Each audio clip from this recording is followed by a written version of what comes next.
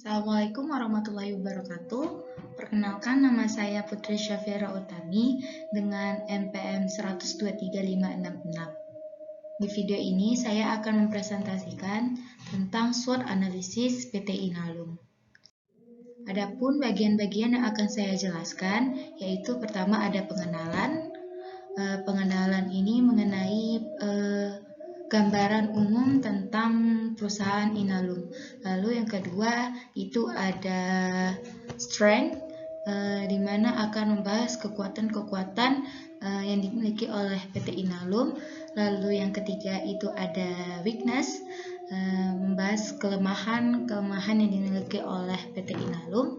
Lalu yang keempat itu ada opportunity, yang mana membahas peluang yang dimiliki oleh PT Inalum. Baru yang kelima itu ada threats yang berisikan ancaman terhadap PT Inalum. Lalu yang keenam berisi kesimpulan. Oke, yang pertama ialah pengenalan. Nah, jadi Inalum atau singkatan dari Indonesia Asan Aluminium itu merupakan sebuah perusahaan pertambangan yang bergerak di bidang produksi aluminium. Nah, perusahaan ini satu-satunya produsen aluminium di Indonesia, yang mana kapasitas produknya itu bisa mencapai 250.000 ton per tahunnya. Inalum sendiri itu didirikan pada tahun 1976, yang mana detailnya itu berpusat di Kuala Tanjung di Kabupaten Batubara, Provinsi Sumatera Utara. Nah, Inalum itu memproduksi 3 jenis produk, yaitu ada aluminium ingot, alloy aluminium, dan billet aluminium. Nah, Inalum itu berperan dalam impor alumina, yang mana alumina ini merupakan bahan baku utama dalam memproduksi aluminiumnya. Lalu juga PT Inalum itu mempunyai infrastruktur utama dan penunjang, di mana terdiri atas 2 PLTA, yaitu PLTA Sigura-Gura dan PLTA Tangga. Nah, PLTA ini dioperasikan untuk pembangkit listrik dengan memanfaatkan air Sungai Asahan, yang mana mengalirkan airnya itu dari Danau Toba ke Selat Malaka. Nah, listrik yang dihasilkan dari PLTA ini nantinya akan digunakan untuk pabrik peleburan aluminium Inalum yang terletak di Kuala Tanjung. Selanjutnya kita masuk ke strength perusahaan. Nah, jadi kekuatan yang dimiliki oleh PT Inalum ini terdiri dari 4. Yang mana yang pertama, PT Inalum merupakan satu-satunya produsen aluminium terbesar di Indonesia.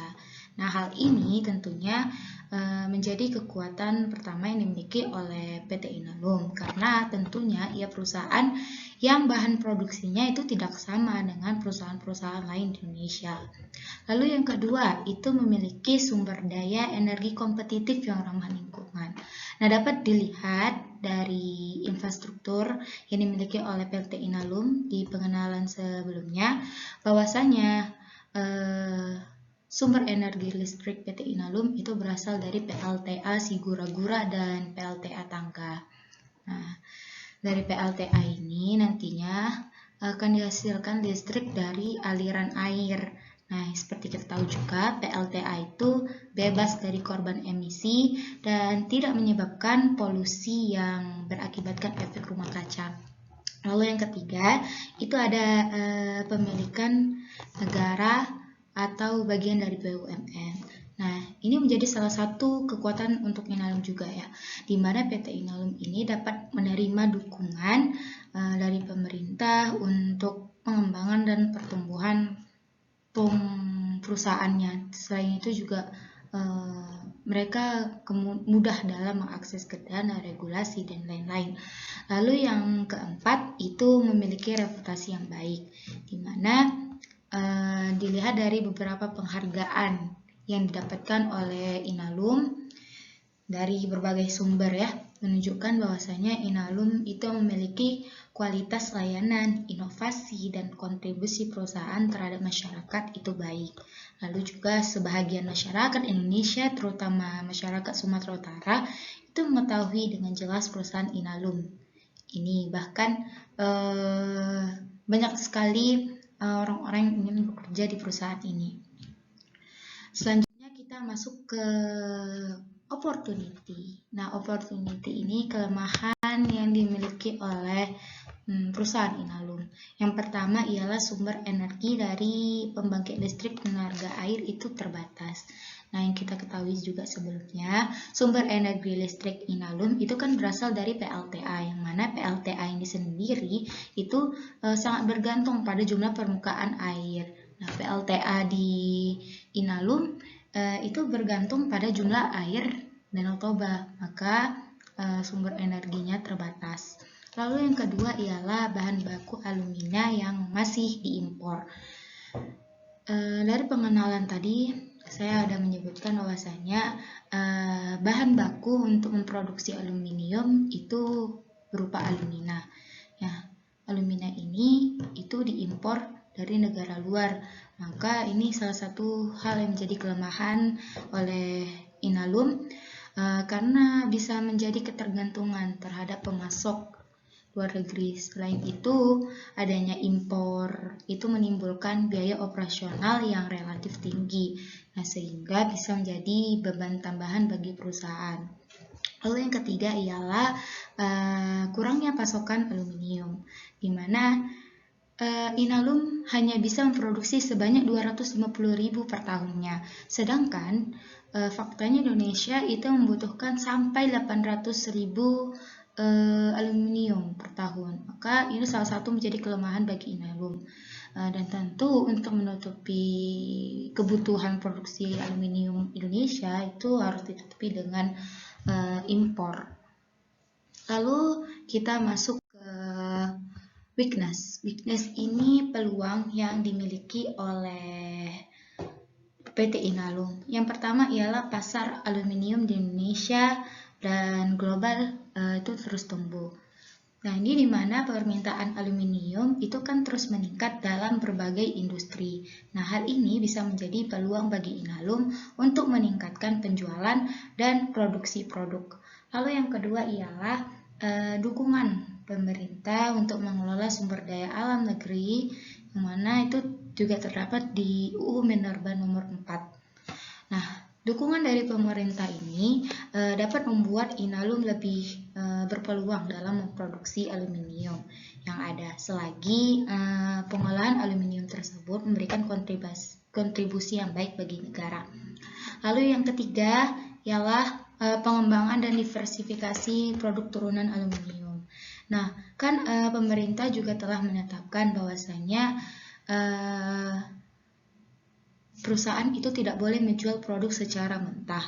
Nah, pemerintah memberi dukungan untuk menghilirisasi produk dari yang mana itu bisa menjadi peluang bagi Inalum untuk terus mengembangkan produk turunan aluminium, sehingga nantinya produk yang dihasilkan itu memiliki nilai jual yang lebih tinggi. Lalu yang terakhir itu ada threats. Threats ini ancaman terhadap PT Inalum. Yang pertama, persaingan dengan produsen aluminium global. Semakin bertambahnya zaman, maka semakin banyak perusahaan-perusahaan yang produksi aluminium dengan kelebihan-kelebihan yang mereka miliki. Nah, hal ini tentu menjadi ancaman bagi PT Inalum. Oleh karena itu, PT Inalum harus terus berinovasi dan meningkatkan kualitas layanan mereka. Lalu yang kedua, perubahan regulasi dan kebijakan dari pemerintah. Nah, seperti yang kita tahu, tentu sering sekali terdapat perubahan regulasi atau kebijakan pemerintah dalam menindaklanjuti pertambangan yang dilakukan. Nah, adanya perubahan regulasi ini tentunya bisa mengganggu operasional perusahaan dan strategi perusahaan. Nah, selain itu juga bisa menjadi keuntungan bagi perusahaan yang bisa beradaptasi dengan baik, dengan cepat terhadap regulasi yang diubah pemerintah. Nah, oleh karena itu PT Inalum perlu untuk terus memantau perubahan regulasi atau kebijakan pemerintah. Nah, untuk apa? Untuk menghindari dampak negatif terhadap perusahaan nantinya. Lalu yang terakhir yaitu potensi gangguan jaminan suplai bahan baku. Nah, ini dari adanya perubahan kebijakan tadi di alasan nomor 2 itu bisa mengganggu suplai bahan baku yang dibutuhkan perusahaan. Nah, terutama Inalum tersendiri itu kan mengimpor sebagian besar bahan bakunya. Dengan ini PT Inalum itu perlu untuk terus memantau kebijakan yang ada, lalu berintegrasi untuk mendirikan pabrik bahan bakunya sendiri agar menghindari kejadian-kejadian yang tidak diinginkan. Terakhir, kesimpulan yang dapat saya sampaikan ialah bahwasanya adanya analisis SWOT ini itu bertujuan untuk mengevaluasi kekuatan, kelemahan, peluang, dan ancaman yang dihadapi oleh sebuah perusahaan atau bisnis lain atau organisasi. Nah, tujuan utama dari analisis ini juga itu adalah untuk menyediakan pemahaman yang mendalam tentang situasi internal dan eksternal dari perusahaan. Terus dapat membantu dalam pengembangan strategi yang efektif dan pengambilan keputusan yang interinformasi. Selain itu, analisis SWOT itu memberikan gambaran umum tentang potensi PT Inalum di pasar. Secara keseluruhan, PT Inalum itu memiliki beberapa kekuatan yang dapat dimanfaatkan, tetapi juga menghadapi tantangan yang memerlukan manajemen strategis dan adaptasi terhadap kondisi pasar yang berubah. Sekian dari hasil presentasi saya. Apabila terdapat kata yang salah, saya mohon maaf. Assalamualaikum warahmatullahi wabarakatuh.